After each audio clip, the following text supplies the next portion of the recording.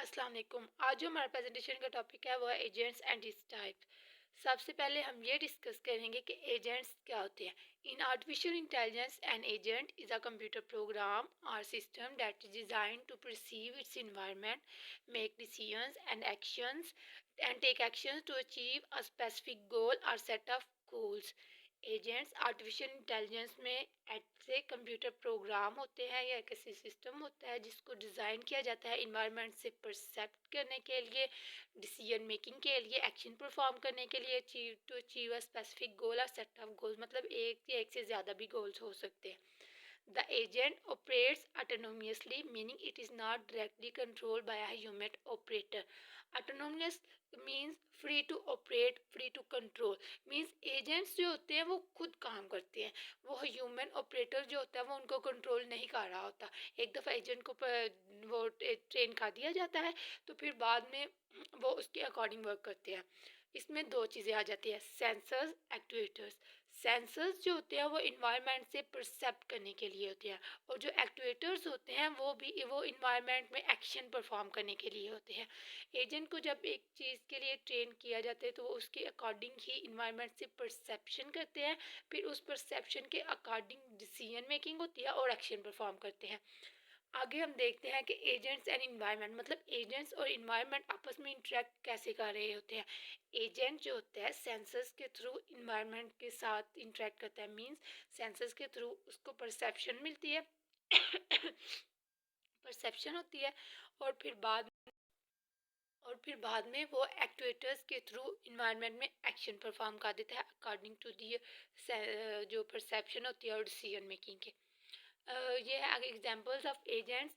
Agents कहाँ कहाँ use हो रहे हैं। इंटेलिजेंट पर्सनल असिस्टेंट्स हैं, गेमिंग में एजेंट्स यूज़ हो रहे हैं, ट्रैफिक मैनेजमेंट एजेंट्स हैं, सॉफ्टवेयर एजेंट्स हैं, रोबोटिक एजेंट्स हैं।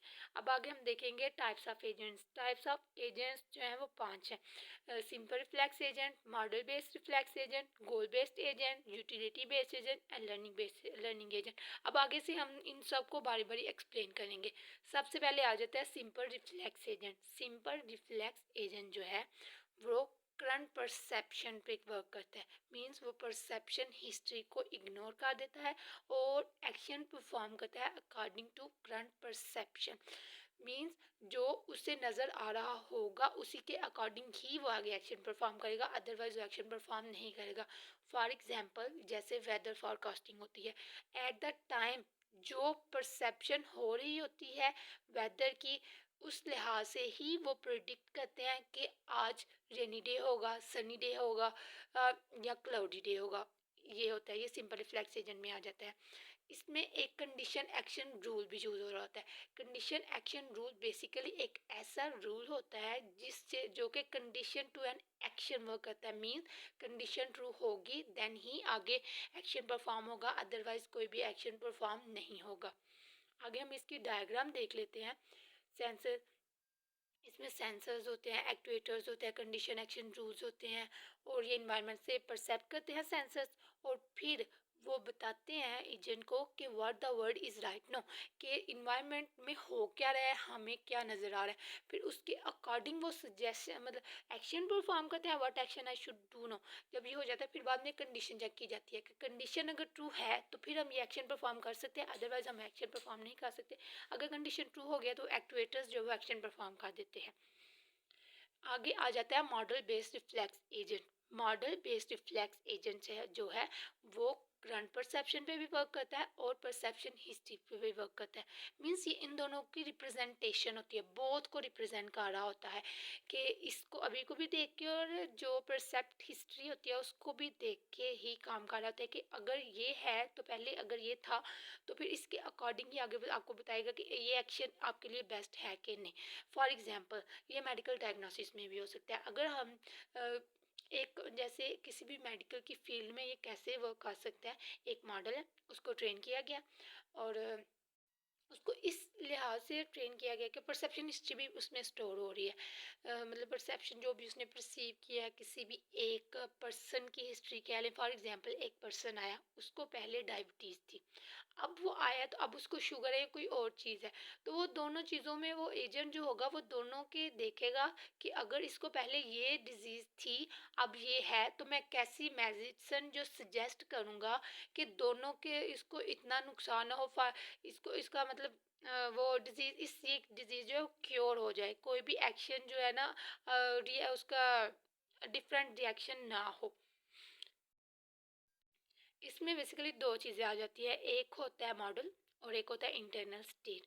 मॉडल जो होता है ना ये बताता है हाउ द थिंग्स हैपन, कि कैसे आप एक्शन परफॉर्म कर सकते हैं। और जो इंटरनल स्टेट होती है वो ये बताती है, वो रिप्रेजेंटेशन होती है करंट परसेप्शन की और परसेप्शन हिस्ट्री की।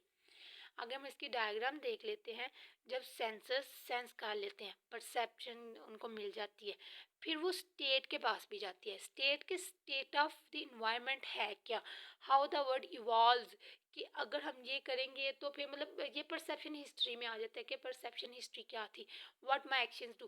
और ये प्रिडिक्ट करता है कि अगर मैं ये करूँगा तो आगे ये हो सकता है कि नहीं, ये चीज़ है। What the world is like now, इसमें भी कंडीशन एक्शन रूल्स ही हो जाते हैं, लेकिन ये परसेप्शन हिस्ट्री को भी साथ देख रहा होता है। आगे आ जाते हैं गोल बेस्ड एजेंट। गोल बेस्ड एजेंट जैसे कि नाम से ही ज़ाहिर है कि ये स्पेसिफिक गोल पे काम कर रहा होता है। ये जो एजेंट्स होते हैं इनका हर एक्शन इनके गोल के अकॉर्डिंग होता है। वो ऐसे एक्शंस परफॉर्म करते हैं जिससे इनको लगता है या जिनसे ये अपने गोल को अचीव करने के ज़्यादा पास हो जाते हैं। वो ऐसा एक्शन परफॉर्म ही नहीं करेंगे जिसके जो कि इनके गोल के अचीवमेंट्स के बिल्कुल ही ऑपोजिट हो।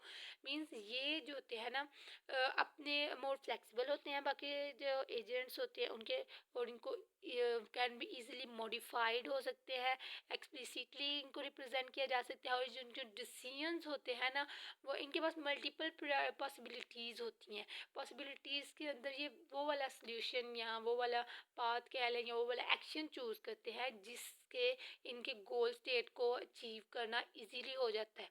ये आगे ये इसकी डायग्राम है, मीन्स ये सेंस कार्ड है, स्टेट भी इसको मिल लिया, हाउ द वर्ड इवॉल्व भी इसको पता चल जाए, what my actions do.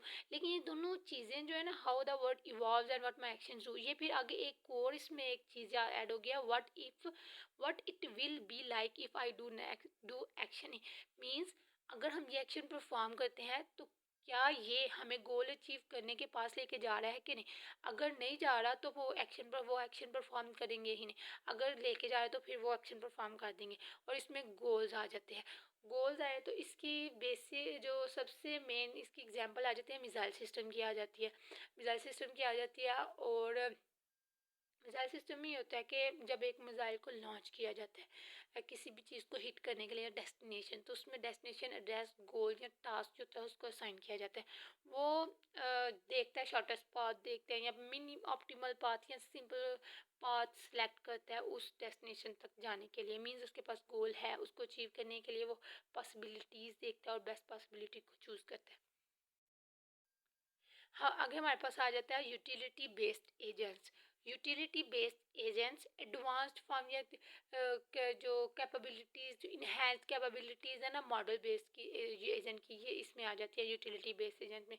Mod गो जो है ना गोल बेस्ड एजेंट की इसमें आ जाती है, सॉरी। गोल बेस्ड एजेंट था, स्पेसिफिक गोल पे काम कर रहा था। यूटिलिटी बेस्ड एजेंट जो है वो भी गोल पे काम करता है, लेकिन इसमें मेन चीज़ आ जाती है यूटिलिटी की। यूटिलिटी मीन्स ये ऐसी जो होते हैं ना ऐसी चीज़ें प्रोवाइड करता है जिससे आपको ये पता चल जाता है कि हम ये अगर एक्शन कर रहे हैं तो क्या ये शॉर्टेस्ट जो या बेस्ट पाथ चूज़ करने में हमारे के लिए हेल्पफुल होगा कि नहीं।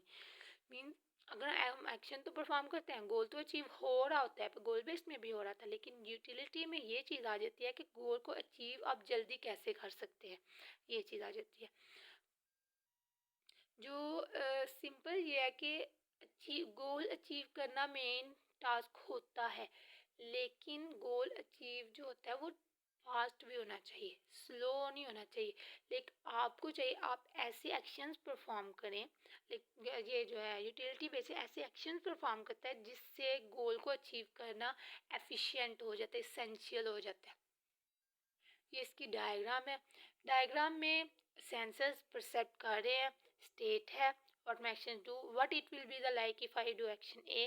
देन इसमें आ जाता है how happy I will be in such a state, means अगर मैं ये एक्शन परफॉर्म करूँ ये मेरे लिए बेनिफिट है कि नहीं, ये एजेंट ये देखता है, यूटिलिटी में ये चेक करता है। अगर बेनिफिट होगा फिर ही वो आगे एक्शन परफॉर्म करेगा, अदरवाइज एक्शन परफॉर्म नहीं करेगा। आगे आ जाता है लर्निंग एजेंट। जल हमारा लास्ट टॉपिक जो है वो लर्निंग एजेंट है। लर्निंग एजेंट जो होता है ऐसा एजेंट होता है जो कि इंटेलिजेंट एजेंट होता है बाकी टाइप्स ऑफ एजेंट से। ये इट सेल्फ लर्न करता है। इट सेल्फ लर्न किस तरह करता है, ये एक्शन परफॉर्म करता है, पास्ट एक्सपीरियंसेस जो होते हैं उसी के अकॉर्डिंग ही ये आगे से खुद में चेंजिंग करता है परफॉर्मेंस एलिमेंट में। फिर बाद में लर्निंग एलिमेंट भी इसमें होता है। मीन्स ये होता है एक्सपीरियंसेस से सीख के अपनी जो कैपेबिलिटीज़ होती है उनको एनहेंस कर देता है, ये चीज़ आती है। इसके बेसिक 4 कंसेप्चुअल कंपोनेंट्स है, learning element, critic, performance element, problem generator. Learning element जैसे कि इधर लिखा हुआ है, it is responsible for making improvements by learning from the environment. Means learning element जैसे कि नाम से जाहिर हो रहा है कि ये रिस्पॉन्सिबल होता है इम्प्रूवमेंट्स को फॉर मेकिंग इम्प्रूवमेंट्स। इम्प्रूवमेंट्स कैसे हो सकते हैं किसी भी सिस्टम में, लर्न करवा के। किसी भी एक सिस्टम को इन्वायरमेंट से जब लर्न करवाया जाता है तो उसमें इम्प्रूवमेंट आ जाती हैं, उसकी सिस्टम में उसकी कैपेबिलिटीज इनहेंस हो जाती हैं। आगे आते हैं critic. The learning element takes feedback from critics which describes how well the agent is doing with respect to fixed performance standard। अब इसमें एक परफॉर्मेंस स्टैंडर्ड भी होता है, फिक्स्ड होता है। मीन उसमें परफॉर्मेंस का कह लें कि बताया गया होता है कि परफॉर्मेंस ऐसी अच्छी होती है, किस तरह से ये अच्छी हो सकती है।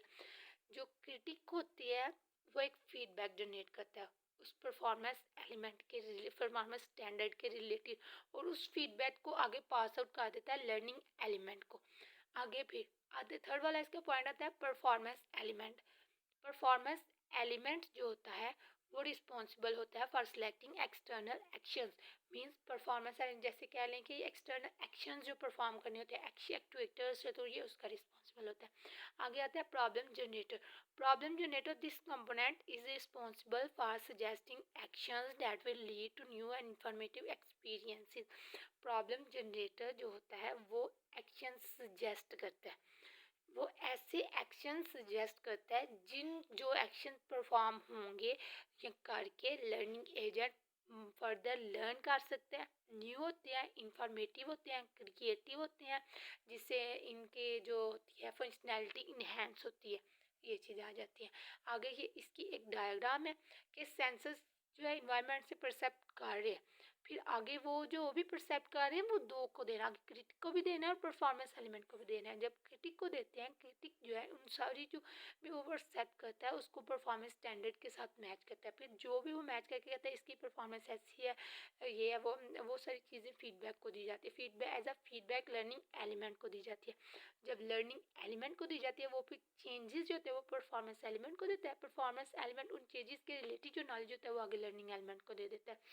Learning element further problem generator को भी लर्निंग गोल्स देता है। लर्निंग गोल्स दे के मतलब एक्शन उसने क्या परफॉर्म करना है, क्यों करना है, गोल्स के लिए ही करना है ना, फिर गोल्स देता है। फिर वो प्रॉब्लम जनरेटर जो होता है ना उन गोल्स को लेके एक्सपेरिमेंट्स, एक्सपीरियंसेस, एक्शंस और ये सारी चीज़ें, इस तरह के बेस्ट एक्शन आप कौन से, ये न्यू इंफॉर्मेटिव और जो होता है ना हमारा जो सही होता है लर्निंग एजेंट के लिए, वो परफॉर्मेंस एलिमेंट को देता है।